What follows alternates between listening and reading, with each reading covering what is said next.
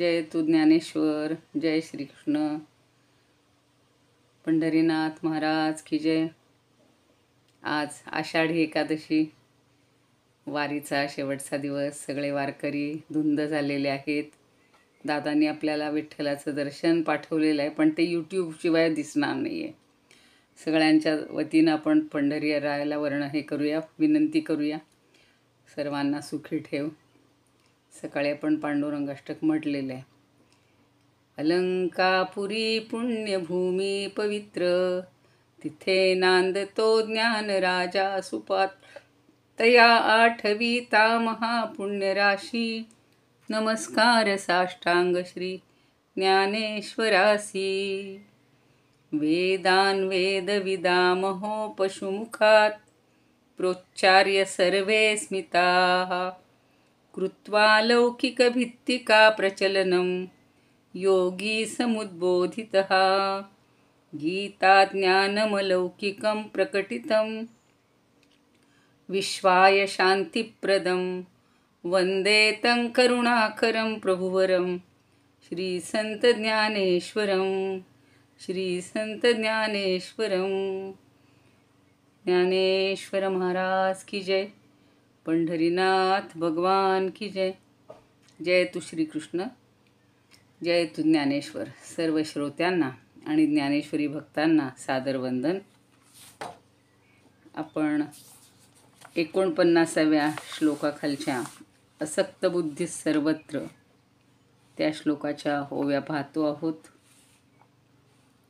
जितात्मा विगत स्पृहः, नैष्कर्म्य सिद्धिं परमां, संन्यासेनाधिगच्छति. तो बघायचा आहे. तत्पूर्वी कालच्या काही ओव्या राहिलेल्या आहेत पहिल्या श्लोकातल्या, त्या बघूयात. 50पर्यंत ओव्या झालेल्या होत्या. सहजं कर्म कौन्तेय, सदोषमपि न त्यजेत. सर्वारंभा हि दोषेण, धूमेनाग्निरिवावृता. आपल्याला जन्माबरोबर आलेलं जे सहज कर्म आहे ते आपण करायचं आहे. आणि त्यासाठी स्वधर्माचं आचरण कधीच सोडायचं नाही, हे सांगत ज्ञानदेव आपल्याला वेगवेगळे दृष्टांत देत आहेत. 50व्या ओवीत म्हणलं होतं, या कारणे किरीटी, स्वधर्माची ये रहाटी, न विसंबिजे संकटी, सिद्ध मंत्र जैसा. जसा संकटात सापडलेला असताना आपल्याला साध्य झालेल्या एखाद्या सिद्ध मंत्राला कधीही सोडायचं नाही. झाला, आपल्याला उपयोग झाला, आता सोडून द्यायचा असं कधीच करायचं नाही. त्या मंत्राचं पुन्हा पुन्हा पुरश्चरण म्हणतात तसं करत राहायचं. त्याप्रमाणे स्वधर्माचरणाला संकटकाळीसुद्धा कंटाळायचं नाही. खरं म्हणजे आपल्याला बरोबर संकटकाळीच भगवंताची आठवण येते, नाही का?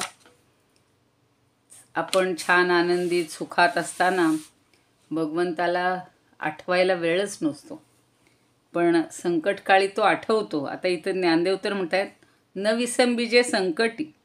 संकटकाळीसुद्धा त्याच्यावर कधी विसंबून राहू नये, म्हणजे कंटाळू नये.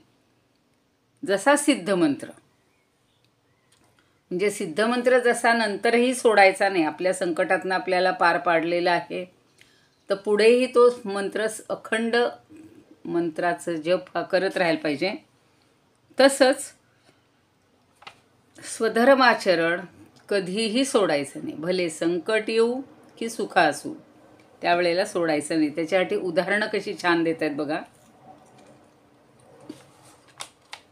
का नाव जैसी उदधी, महारोगी दिव्यौषधी, न विसंबिजे तया बुद्धी, स्वकर्म येथे. ते सांगतायत की समुद्रातून प्रवास करताना जशी होडी किंवा नाव कधी सोडायची नसते, किंवा महारोगी जो आहे तो दिव्यौषधीचा कधी त्याग करत नाही. महारोगी दिव्यौषधी, त्याच्या औषधी वेगळ्या असतात आणि त्या दिव्यौषधींचा त्यांनी कधी त्याग करू नये. त्याप्रमाणे न विसंबिजे तया बुद्धी, स्वकर्म येथे. त्याप्रमाणेच या जीवन जगत असताना स्वधर्माचरणाचा कधीही त्याग करू नये, किंवा त्याला न विसंबिजे म्हणजे कधीही ते स्वधर्माचरण सोडू नये. मग ययाची गा कपिध्वजा स्वकर्माची या महापूजा तोषला ईशू तमरजा जाडा करुनी. आणि म्हणून काय म्हटलेलं आहे, कपिध्वज, ज्याच्या ध्वजावर हनुमंत विराजमान झालेला आहे. कपी म्हणजे वानर अर्थात हनुमंत. तो का झाला ते माहिती असेल की हनुमंताला खूप गर्व होतो आणि माझं शेपूट कोणीच उचलू शकत नाही आणि तो भीमाने त्याचा गर्व कमी केलेला आहे. मग त्यावेळेला श्रीराम त्या ठिकाणी उपस्थित होतात आणि म्हणतात की आता यासाठी हनुमंता तुला काहीतरी करावं लागेल. मग काय करायचं तर अर्जुनाच्या ध्वजावर तू तिथं सतत स्थिर राहायचंस. म्हणून त्या अर्जुनाच्या निशाणावर हनुमंत असतो, म्हणजे कपिध्वज, म्हणून त्याचं नाव कपिध्वज म्हणलेलं आहे. तर इथे म्हटले की मग ययाची गा कपिध्वजा स्वकर्माची या महापूजा तोषला ईशू तमरजा झाडा करुनी. म्हणून अरे पार्था किंवा कपिध्वजा, या स्वकर्मरूपी महापूजेनं पावलेला जो परमेश्वर आहे तो तमरजा, मला हा संधी लक्षात येत नव्हता सुरुवातीला, पण तम म्हणजे तमोगुण आणि रजा म्हणजे रजोगुण, त्या दोहोंचा उल्लेख केलेला आहे. त्या तमरजांना पूर्णपणे निश्शेष करून टाकायचे. तोषला ईशू तमरजा झाडा करून, झाडा करून म्हणजे त्याला नष्ट करून, उच्छेद करून, तमोगुणाचा आणि रजोगुणाचा उच्छेद करून म्हणजेच नायनाट करून आपण भगवंताला प्राप्त करून घेऊ शकतो. कधी भगवंत भेटतो? जेव्हा सत्वगुणाची वृद्धी होते, विकास होतो, केवळ सत्वगुणच राहतो. आपल्यामध्ये सुद्धा बघा, आपलं आपण निरीक्षण केलं, कुठंतरी दिवसाकाठी सत्व आहे, पण रज आणि तमाचा हळूच डोकाव होत असतो, हळूच शिरकाव होत असतो, कणभराने होत असतो. तर तो जेव्हा पूर्ण नष्ट होईल, फक्त सत्वगुण जेव्हा वृद्धिंगत होईल, त्यावेळेला हा भगवंत आपल्याला प्राप्त होतो. म्हणून स्वकर्मरूपी महापूजेनं पावलेला हा परमेश्वर हा तमोगुण आणि रजोगुण यांचा नाश करून, उच्छेद करून, पूर्ण नायनाट करून पुढे काय करतो ते पुढच्या ओळीत आहे. शुद्ध सत्वाची या वाटा आणि आपुली उत्कंठा भवस्वर्गू काळकुटा ऐसे दावी. तर सत्वगुणाच्या शुद्ध मार्गाने साधकाला स्वतःच्या ज्ञानाविषयी किंवा स्वरूप ज्ञानाविषयी उत्कंठा वाढवत असतो. आणि आपुली उत्कंठा भवस्वर्गू काळकुटा, आणि हा भव आणि स्वर्ग, भवलोक म्हणजे इथला पृथ्वीलोक, इहलोक, आणि स्वर्गू म्हणजे स्वर्ग, हे दोन्हीही कसे आहेत? काळकुटा ऐसे दावी. तो काय दाखवतो आपल्याला? सत्वाचा उद्रेक करून हे भवलोक म्हणजे इहलोक आणि स्वर्गलोक हे दोन्हीही कसे आहेत? काळकुटासारखे आहेत. आपल्याला क्षणभर आनंद, म्हणजे मला आठवतं लहानपणी आम्हाला ते स्वर्गाची फार भुलावण करायचे बरं का लोक त्यावेळेला, की तू जर हे छान केलं आपल्याला स्वर्गात जायला मिळेल, मग आपल्याला कामधेनू तिथे असेल, कल्पवृक्ष असेल, आपल्याला हवंय ते मागितलेलं मिळेल, चिंतामणी मिळेल, अप्सरांचं नृत्य पाहायला मिळेल, अमृत प्यायला मिळेल. पण हे सुद्धा सगळं कसं आहे? कालकूट विषासारखं आहे, तात्पुरतं आहे. हो, ते क्षणाचंच सुख आहे. आणि इहलोकी तर आपण सुखाचीच अपेक्षा करत असतो, आणि खरं सुख आपल्याला भगवंताच्या प्राप्तीचं हे आपण बघतच नाही. म्हणून आता इथं 10 वेळा सांगतायत की म्हणून तू काय कर, स्वर्ग आणि भवलोक हे दोन्ही काळकुटासारखं आहे असं तो भगवंत आपल्याला समजावून देतो किंवा हे दाखवतो. दावी म्हणजे दाखवतो, म्हणजेच काय करतो की आपल्याला ज्ञान देतो. ज्ञानमार्गाने आपल्याला साधक भक्त दाखवून देतो. आता पुढे ओळीत काय म्हणतात? जिये वैराग्य येणे बोले, मागा संसिद्धी रूप केले, किंबहुना ते आपुले मेळवी खागे. आता फार काय काय सांगू म्हणतात. जिये वैराग्य येणे बोले, ज्याच्यामुळं वैराग्याची लक्षणं ही उलगडून येतात किंवा समजून येतात. आणि तेव्हा या वैराग्य या पदाने काय होतं, संसिद्धी रूप केले. संसिद्धीचे, ज्या संसिद्धीचं रूप निरूपण केलं, रूप केले म्हणजे निरूपण केले, त्या वैराग्य रूपाला परमेश्वर किंबहुना ते आपुले मेळवी खागे. त्या म्हणजे तो भगवंत काय करतोय, तर ती वैराग्याची लक्षणं सगळी उलगडून आपल्यासमोर येत आहेत. आणि वैराग्य पदानं, वैराग्य म्हणजे सिद्धी आहे, सिद्धी प्राप्त होते. आणि त्या वैराग्य रूपाला परमेश्वर त्या साधक भक्ताला त्या आपल्या ठिकाणी आणतो. म्हणजे आपल्या साधक भक्ताला वैराग्य सिद्धीजवळ आणतो, वैराग्य रूपाला प्राप्त करून देतो. आज सकाळीच बघा कुठल्या तरी ओवीमध्ये वाचत होते का, आपल्या श्लोकामध्येच होतं, समर्थांच्या दासबोधामध्ये, की जेव्हा आपण रसनेंद्रियावर हे उपवास कशासाठी आहेत, खरं तर रसनेंद्रियाला जिंकून घेतलं, ही जर जिंकली गेली तर सगळे विषय आपल्या ताब्यात येतील. की कालही आपण पाहिलं, मद मोह मत्सर यातल्या एकाला जरी जिंकून घेतलं तर ते बाकीचे आपोआप पळून जातात. तेच इथं सांगायचे, तरच वैराग्य प्राप्त होणार आहे. मागं म्हणतातच आहेत की मागं मी तुला सांगितलेलं आहे, सगळी वैराग्याची लक्षणं सांगितलेली आहेत. आणि पुन्हा या वैराग्य या पदाने संसिद्धीचं सुद्धा निरूपण केलेलं आहे. आणि त्या वैराग्य रूपाला परमेश्वर ज्या आपल्या साधक भक्ताला आणतो. सगळ्यात सोपं काय आहे की आपल्या ठिकाणी वैराग्य येण्यासाठी भगवंताची भक्ती आहे. आणि ती भक्ती करत असताना आपल्याला आपोआप वैराग्य प्राप्त होतं. जिये वैराग्य येणे बोले, ज्याला वैराग्य असं म्हणतात, ती संसिद्धी, ते स्वरूप आपल्याला प्राप्त होणार आहे. किंवा मग जिंतिलिया हे भोगे, पुरुष सर्वत्र जैसा होये, जाला हिचेला आहे ते आता सांगो. एकदा ही साधकाला सगळी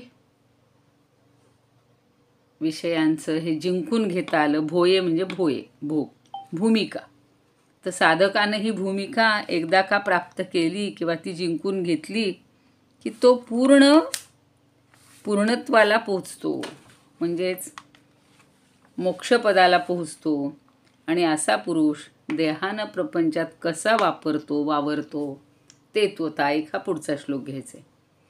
की तो काय एकदम वर पोहोचला, वैराग्याला पोहोचला, मोक्षपदाला पोहोचला म्हणजे त्याच्यामध्ये काही वेगळी हे झाली असं नाही आहे. तो आहे तसाच दिसणार आहे. आपण दुसऱ्या अध्यायात पाहिलेलं आहे, स्थितप्रज्ञस्य का भाषा समाधिस्थस्य केशव स्थितधी किं प्रभाषेत किमासीत व्रजेत किम. तो बसतो कसा, तो चालतो कसा. म्हणून विनोबाजी म्हणतात, स्थितप्रज्ञ कसा असे, बोले कैसा, चाले कैसा, अशी सगळी सोपी रचना त्यांनी केलेली. तर इथे आपल्याला त्याची काय वैशिष्ट्य आहेत, त्याची लक्षणं काय आहेत. आता एकदा तो त्या पदाला पोहोचला की तो कसा दिसणार आहे असा प्रश्न अर्जुनाला पडेल किंवा पडू नये म्हणून आधीच सांगतायत. असक्त बुद्धीच नाही, याच्यावरच्या ओव्या घेऊया अगोदर.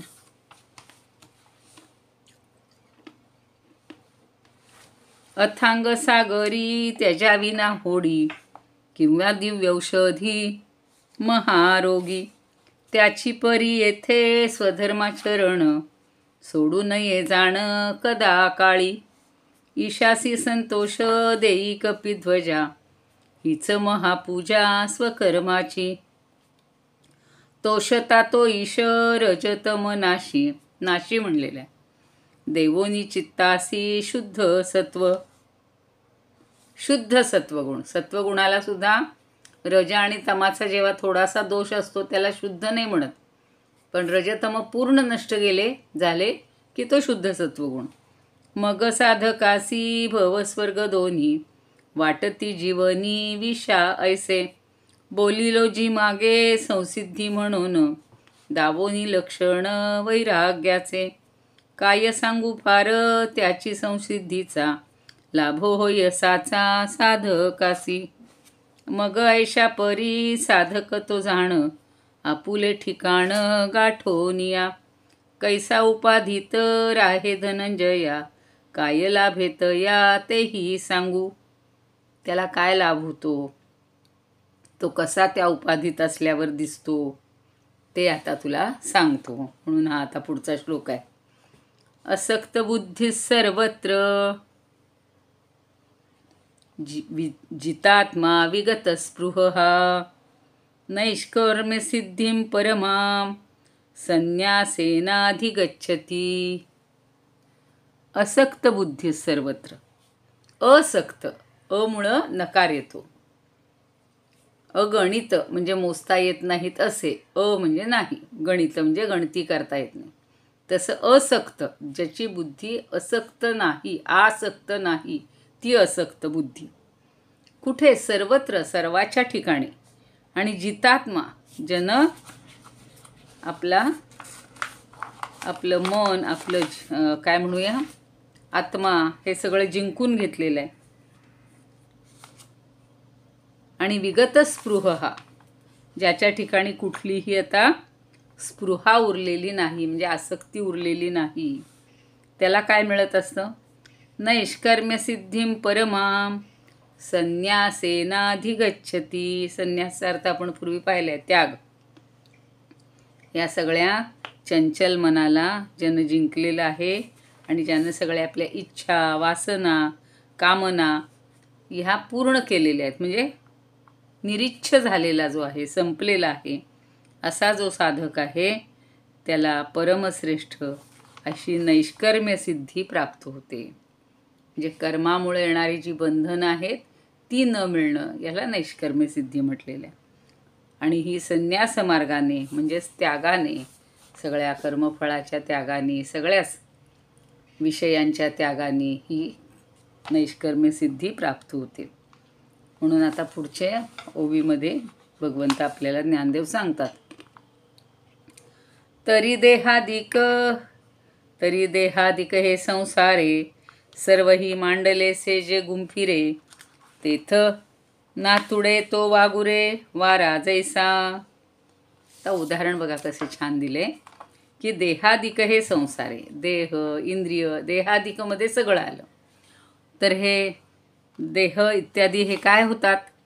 तर या संसारामध्ये सर्वही मांडलेसे जे गुंफिरे, सगळं हे मांडून ठेवलेलं आहे, जर काही गुंफलेलं आहे सगळं. कशाप्रमाणे? तेथ नातुडे तो वागुरे, वारा जैसा. एकदा असक्त बुद्धी झाली की तो कशातही गुंफला जात नाही. कशाप्रमाणे? तेथ नातुडे तो वागुरे, वागुर म्हणजे पारधी. वारा जैसा, हा जो पारधी असतो तो वाऱ्याला काही जाळ्यात अडकवून ठेवू शकत नाही. म्हणजेच वारा जसा या पारध्याच्या जाळ्यात अडकत नाही, तसा हा साधक प्रापंचिक सुखदुःखात किंवा या इंद्रियांच्या गुंडाळ्यात मुळीच अडकत नाही, कधीही अडकत नाही. म्हणजे त्यात गुंतला जात नाही, तो गुंतत नाही. सर्वही मांडलेसे गुंफिरे, सगळ्या गोष्टी मांडलेल्या आहेत गुंफून टाकण्यासाठी. कशात अडकतो? इंद्रियामध्ये अडकतो, इंद्रियांच्या विषात अडकतो, षट रिपूमध्ये अडकतो. सगळ्या आपल्या इच्छा, कामना, वासना, रोज एक एक एक एक एक एक आपल्याला नवनवीन इच्छा होत असतात. तर यामध्ये तो गुंतला जातो. आणि तो कसा अडकत नाही? तर जो असक्त बुद्धी आहे, ज्याला वैराग्य प्राप्त झालेला आहे, तो मात्र वारा जसा त्या पारध्याच्या जाळ्यात अडकत नाही, तसा हा कशामध्येही अडकत नाही. खूप सोपं आणि सुंदर उदाहरण दिलेलं आहे. वाऱ्याला पकडता येतं का हो? धरून ठेवता येतं? नाही. पै परिपाकाची ये वेळे. आता पुढचं उदाहरण तर इतकं सोपं दिलेलं आहे, त्याच्यासाठी एक श्लोक सांगणार आहे मी. फळ देठे ना देठू फळे, न धरे तैसे स्नेह खुळे, सर्वत्र होय. परिपाकाच्या वेळी, परिपाक म्हणजे पक्व झाल्यावर. फळाच्या बद्दल उदाहरण देत आहेत.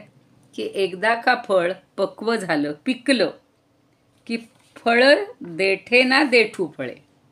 फळ देठाला धरून राहत नाही आणि देठ फळाला धरून राहत नाही. म्हणजे दोन्ही गोष्टी अलगद सुटतात. देठापासून फळ अलगद होतं आणि फळापासून देठ अलगद बाजूला होतं. सहज गळून पडतं. ते किती सहज गळून पडतं, तितकी सहज आपली सगळी ही वासना, कामना, विषयबुद्धी, ही देहबुद्धी इतकी सहज गळून जायला पाहिजे. न धरे तैसे स्नेह खुळे सर्वत्र होय. आणि मग त्याप्रमाणेच हा सगळं जे ममत्व आहे संसारामध्ये, हा माझा तो माझा, हे जे सगळं आपलं सारखा जो स्नेहामुळं खुळा स्नेह आहे, तो ममता ही वेडी आहे आणि तिच्यामुळं हे ममत्व जे आहे हे लुळं पडून जातं. कशामुळं? तर देठ जसा फळाला धरून ठेवत नाही किंवा फळ जसं देठाला धरून ठेवत नाही, त्याप्रमाणे हे ममत्व आपलं गळून पडतं, निसटून जातं आणि प्रापंचिक मायेच्या पाशात मग तो कधीच अडकत नाही.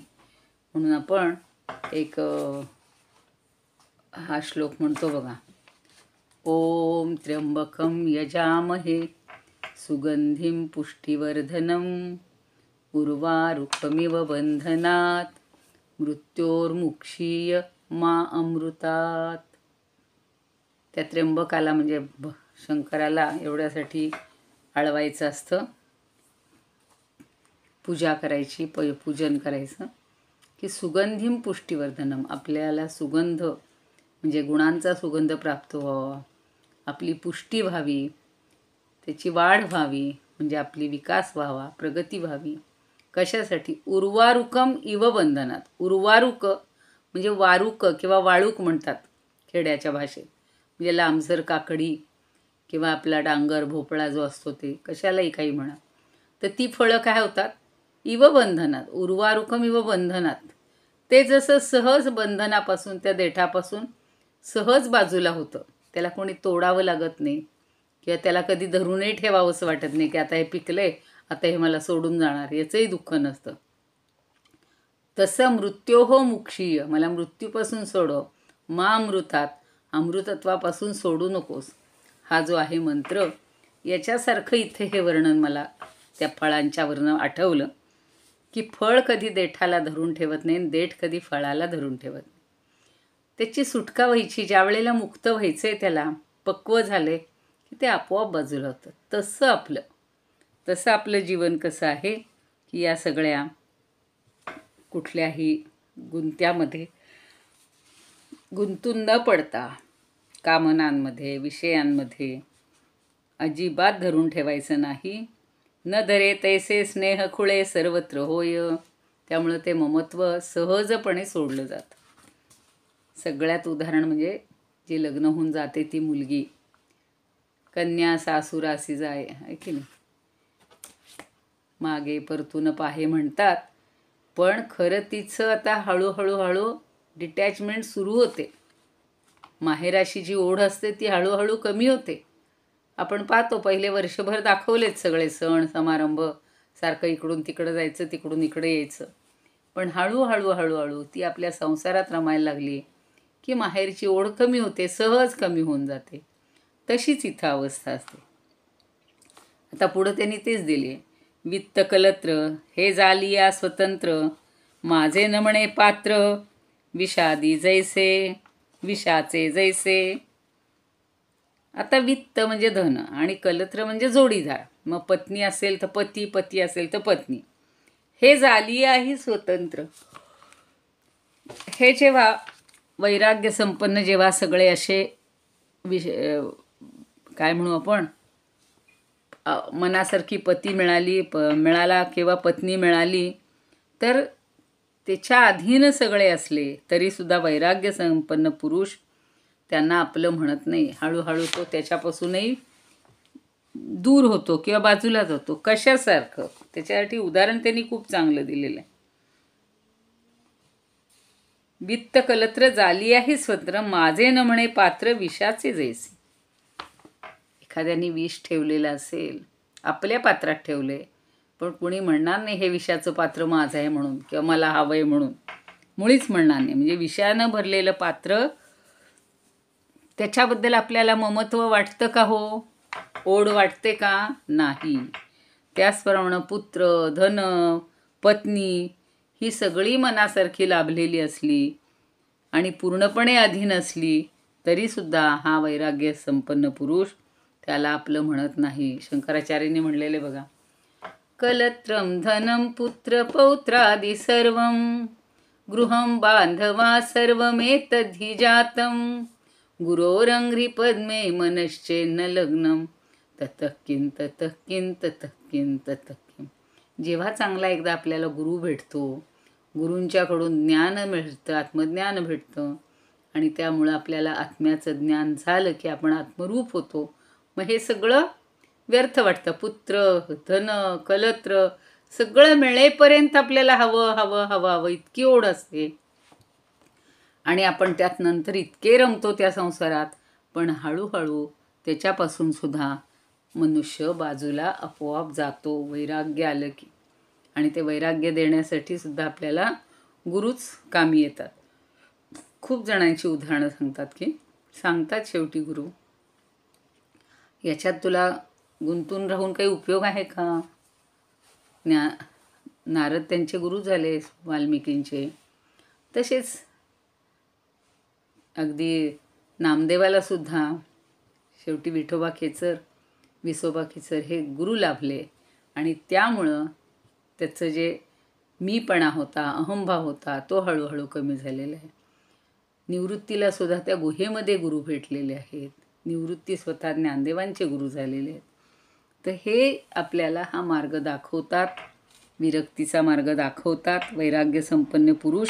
मग या कशालाही आपलं माझं माझं म्हणत नाही.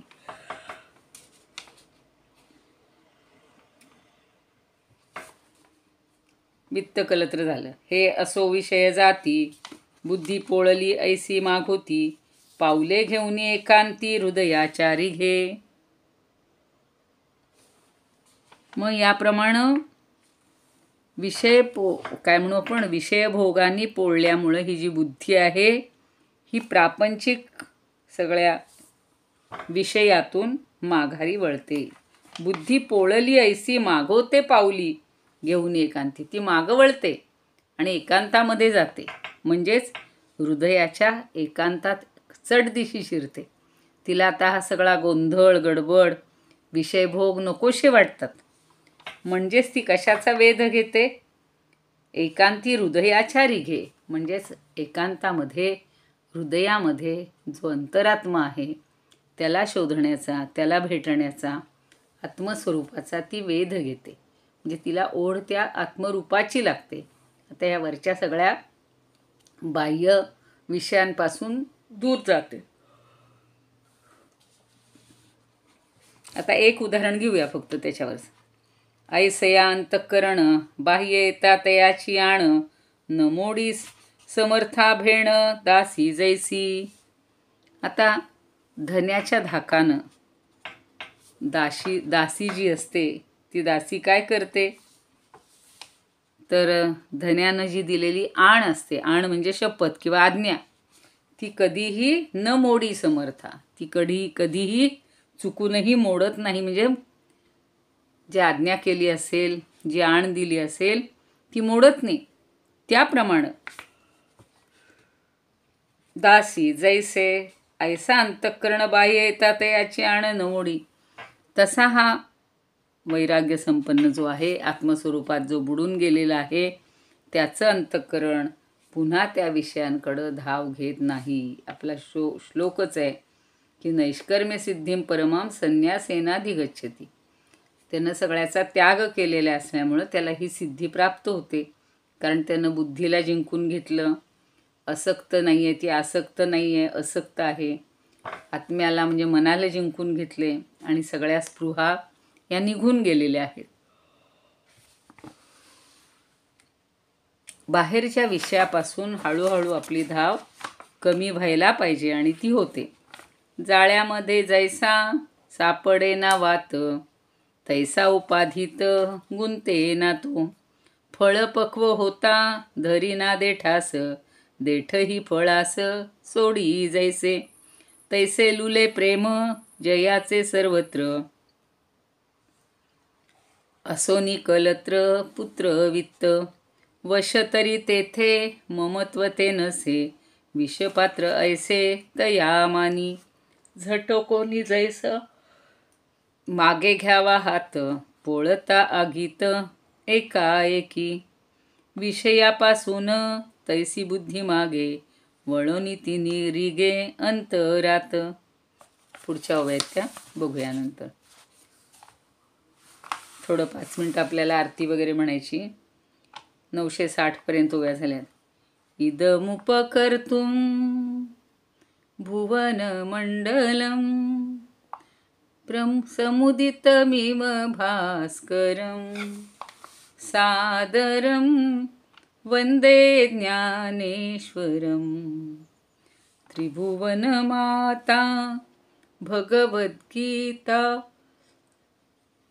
लोकमंगला लोकविश्रुता. लोकहितं संततं ध्यायता, येन ज्ञानेश्वरी विरचिता. श्रित्वा प्राकृतगिरं सादरं वंदे ज्ञानेश्वरं, सादरं वंदे ज्ञानेश्वरं. आधी आता विठ्ठलाची आरती म्हणूया. युगे 28 विटेवरी उभा, वामांगी रखुमाई दिसे दिव्य शोभा. पुंडलिका भेटी परब्रह्म आले गा, चरणी वाहे भीमा उद्धरी जगा. जय देव जय देव जय पांडुरंगा, रखमाई वल्लभा राईच्या वल्लभा पावे जीवलगा. जय देव जय देव. धन्य वेणुनाथ अनुक्षेत्रपाळा, सुवर्णाची कमळे वनमाळा गळा. राही रखमाबाई राणी यास कळा, ओवाळी ती राजा विठोबा सावळा. जय देव जय देव जय पांडुरंगा, रखमाई वल्लभा राईच्या वल्लभा पावे जीवलगा. जय देव जय. तुळसी माळा गळा कर ठेवून कटी, कासे पितांबरन कस्तुरी लल्लाटी. देव सुरवर नित्य ती भेटी, गरुड हनुमंत पुढे उभे राहती. जय देव जय देव जय पांडुरंगा, रखमाई वल्लभा राईच्या वल्लभा पावे जीवलगा. जय देव जय. ओवाळू अर्त्या कुरवंड्या येती, चंद्रभागेमध्ये सोडून या देती. दिंड्या पताका वैष्णव नाचती, पंढरी सामैमा वर्णावा किती. जय देव जय देव जय पांडुरंगा, रखमाई वल्लभा राईच्या वल्लभा पावे जीवलगा. जय देव जय देव. आषाढी कार्तिकी भक्तजनेती, चंद्रभागेमध्ये स्नान जे करती. दर्शन हेळा मात्रे तया होय मुक्ती, केशवासी नामदेव भावे वाळीती. जय देव जय देव जय पांडुरंगा, रखमाई वल्लभा राईच्या वल्लभा पावे जीवलगा. जय देव जय. आरती ज्ञान राजा महाकैवल्य तेजा, सेविती साधू संत मनुवेधला माझा. आरती ज्ञान राजा लोपले ज्ञान जगी, हित नेणती कोणी. अवतार पांडुरंग नाव ठेविले ज्ञानी. आरती ज्ञान राजा कनकाचे ताट करी, उभ्या गोपिका नारी. नारद तुंबरू हो सामगायन करी. आरती ज्ञान राजा प्रगट गुह्य बोले, विश्वब्रह्मची केले. रामा जनार्दनी पायी मस्तक ठेविले. आरती ज्ञान राजा. आरती तुकारामा स्वामी सद्गुरुधामा, सच्चिदानंद मूर्ती पाय दाखवी आम्हा. आरती तुकारामा. राघवे सागरात पाषाण तारिले, तैसे तुकोबांचे अभंग रक्षिले. आरती तुकारामा. तुकिता तुळणेसी ब्रह्म तुकासी आले, म्हणून रामेश्वरी आणि मस्तक ठेविले. आरती राम तुकारामा. स्वामी सद्गुरुधामा सच्चिदानंद मूर्ती, पाय दाखवी आम्हा आरती तुकारामा. ज्ञानेश्वर महाराज की जय. सद्गुरु तुकाराम महाराज की जय. पंढरीनाथ भगवान की जय. जय तू श्री कृष्ण, जय तू ज्ञानेश्वर.